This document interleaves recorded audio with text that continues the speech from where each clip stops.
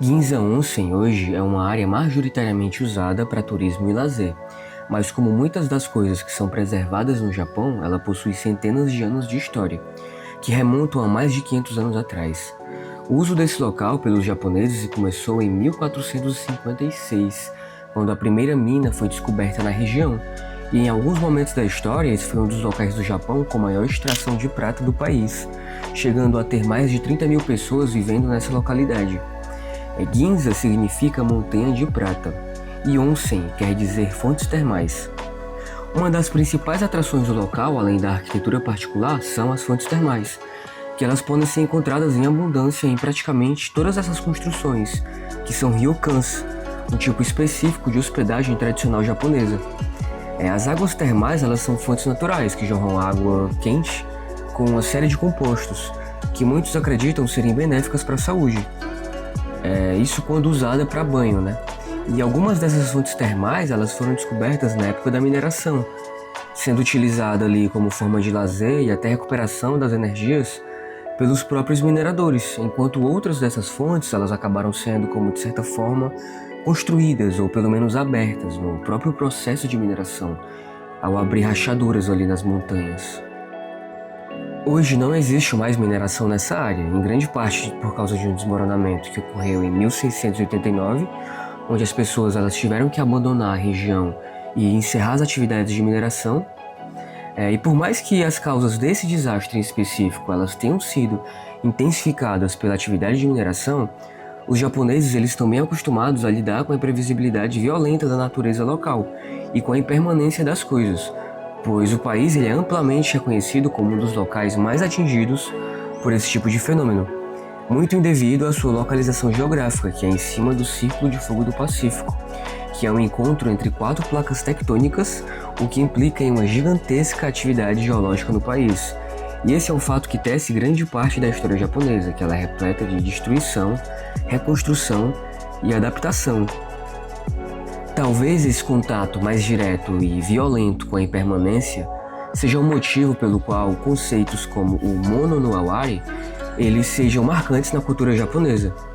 A palavra mono, ela atualmente é usada para se referir a coisas no sentido material, mas na origem desse termo ele é atribuído em um sentido mais abrangente, que permeia todas as coisas, materiais ou não, enquanto o awari ele foi inicialmente usado para descrever a sensação de admiração ou espanto. E traduzindo para linguagens ocidentais é como se mono no awari ele significasse o sentimento das coisas. O termo é abrangente, mas no imaginário japonês ele está muito ligado a um choque momentâneo de admiração e entendimento da singularidade de um momento específico e da certeza da sua impermanência. É como se fosse o sentimento de nostalgia, mas que ele bate no presente. A nostalgia ela é quando se tem a memória de um passado e nós sentimos uma saudade agridoce, tipo a doce memória ela é salinizada pela sensação, às vezes até inconsciente, de que tudo mudou, de que aquele momento foi único e que ele não vai mais se repetir. E o mono no awari ele te prepara para uma nostalgia menos dolorosa. No momento presente que você está tendo aquela experiência, já se tem um choque de que tudo está em constante alteração. E esse sentimento ele é o que te puxa para o presente, visando aproveitar aquele momento da maneira mais presente possível. Esse termo ele se intensificou na sociedade japonesa através dos contos de Genji, em japonês Genji Monogatari, da autora Murasaki Shikibu, e é considerado a obra literária mais importante da história e da cultura japonesa. Ele é datado aproximadamente do ano de 1021 e ainda é lido nas escolas japonesas atualmente. Também é amplamente reconhecido como o primeiro romance psicológico do mundo. Até essa data, as histórias elas eram mais focadas em folclore e não nos conflitos internos e mentais de cada personagem. Mas existem algumas discussões sobre ele ser ou não o primeiro. O mono no awari ele também é um dos principais responsáveis por manter a tradição e a história japonesa antiga ainda preservada, o que consequentemente atrai uma enorme quantidade de turistas do mundo todo, porque existem muitos pontos turísticos que parecem te transportar para o passado, pois o fato do japonês ter essa noção presente sobre a fragilidade dos momentos faz eles preservarem muito a sua história.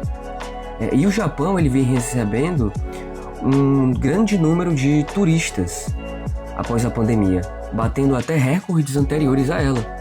Por exemplo, em maio de 2025, teve um aumento de 21,5% em relação ao mesmo período de 2024, que já era o último recorde para esse mês.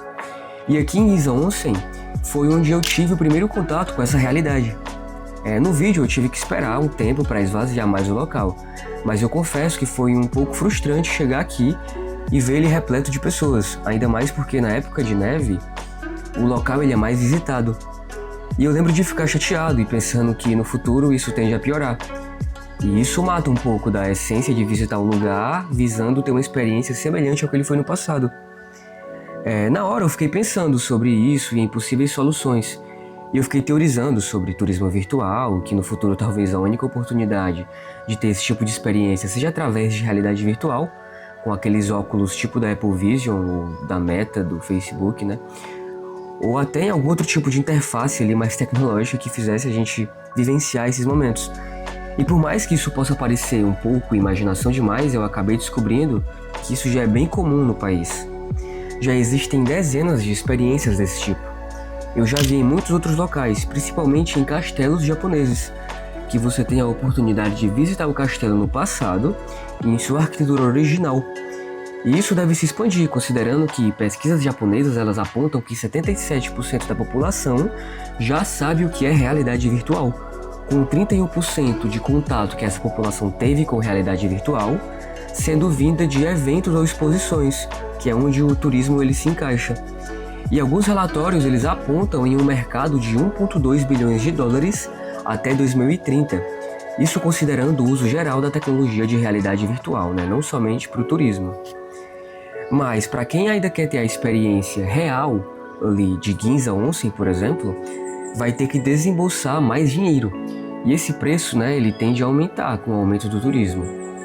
Essas construções que eu mencionei como ryokans, elas podem ser reservadas. Inclusive, só é possível entrar nelas se você estiver hospedado. Eu até tentei entrar para tirar fotos e filmar, mas não foi possível. Então segue algumas fotos aí da internet. O preço médio da diária para uma pessoa é 30 mil ienes, que em julho de 2025 equivale a cerca de R$ 1.100.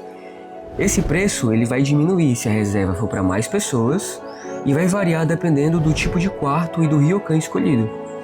Também é necessário reservar com muitos meses de antecedência, principalmente na alta temporada aqui de inverno. É recomendado também utilizar os sites oficiais dos ryokans, até porque vai ser difícil você encontrar em plataformas como Booking, Airbnb ou outras desse tipo. Você também pode optar por se hospedar em algum outro lugar mais comum nas redondezas, pagando provavelmente a metade desse valor, ou fazer como eu e a maioria dos turistas que chegam pela manhã e retornam para outra cidade ao anoitecer. A forma mais comum de chegar é pegando um trem-bala de Tóquio até a estação de Oishida, na província de Yamagata, e ao sair da estação de trem já é possível ver uma tabela ali com os horários e preços do ônibus, além do local de espera, que já é do lado da estação. O nome do ônibus, caso você queira pesquisar na internet, ele chama Hanagasa, e ele leva cerca de 30 minutos e custa 1.000 ienes para chegar da estação de Oishida em Ginza Onsen. E esses 1.000 ienes na data do vídeo, eles valem cerca de R$ 38. O trem-bala já ele demora por volta de 3 horas e vai ter um preço aproximado de 13.000 ienes, que vale quase R$ 500. Então, só de ida e volta vão ser gastos pouco mais de R$ 1.000. Também é possível ir de trem comum pela metade do preço, mas vai levar pelo menos o dobro do tempo. E para uma visita de um dia é inviável. Também você pode utilizar o JR Pass, que ele é um ticket que você paga um valor fixo e consegue usar o trem-bala de maneira livre por uma determinada quantidade de dias, o que pode diminuir muito os custos com o transporte, caso você vá visitar muitos lugares distantes uns dos outros. Eu acredito que vale visitar pelo menos só por um dia para ver os locais, comer em algum lugar, também dá para visitar uma parte de algumas minas abandonadas. O estilo do local, dessa maneira que vemos hoje, ele remonta de 1926, no período Taisho, que é quando esses ryokans eles foram reconstruídos nesse estilo atual de instalações com 3 ou 4 andares, que ainda possuem muitas características originais da arquitetura japonesa, mas que também possuem algumas características ocidentais. Eu particularmente acho o cenário muito bonito, também acho bem parecido com os lugares ali das casas de banhos dos deuses do filme de animação japonês A Viagem de Chihiro. Inclusive, muitos acreditam que tenha sido um dos locais de inspiração, apesar de que os criadores nunca tenham confirmado isso. Mas eu acredito que esse é mais um dos motivos pelo qual o local acaba atraindo muitos turistas, já que essa informação ela é amplamente divulgada online. Os ryokans, apesar de caros, eles oferecem um serviço diferenciado também. Dependendo do escolhido, existem diferentes tipos de banhos termais, mudando a composição da água ou até o local mesmo, por exemplo, como banhos termais a céu aberto, em uma área onde é possível ver a natureza ao redor, como também banhos termais em algum ambiente mais fechado, mais parecido com um banheiro normal, né? E além das refeições que elas são preparadas no local. O jantar ele costuma ser um kaiseki, que é um banquete da alta culinária japonesa com múltiplos pratos que utilizam os ingredientes sazonais ali, as especialidades da região, e além do serviço de hotelaria comum, né? Que é arrumar o quarto, oferecer translado para buscar e deixar os hóspedes e esse tipo de coisa. Como eu falei, eu não me hospedei aqui, mas eu já fiz o uso de onsens, que são casas especializadas em banhos termais, e eu posso confirmar que de fato há uma sensação de recuperação das energias. Mas isso eu vou falar melhor em outro vídeo. Para quem não tem dinheiro nem planejamento necessário para conseguir se hospedar em algum desses locais, e também para aqueles que têm curiosidade de visitar o local da forma que ele foi em outras épocas diferentes do passado, talvez a única coisa que reste seja de fato o turismo virtual mencionado anteriormente. Na data atual, não tenho conhecimento de algum desses tipos de experiências especificamente para Ginza Onsen, mas seguindo a tendência local e a evolução constante da tecnologia, é de se esperar que surja algo nesse sentido. E daí fica o questionamento, em como será que essa realidade futura, onde existe uma maneira de reproduzir momentos do passado, irá afetar a mentalidade japonesa do Mono no Awari, de se atentar ao momento atual, pois em um mundo onde tudo pode ser replicado, a efemeridade ela talvez perca um pouco do seu sentido.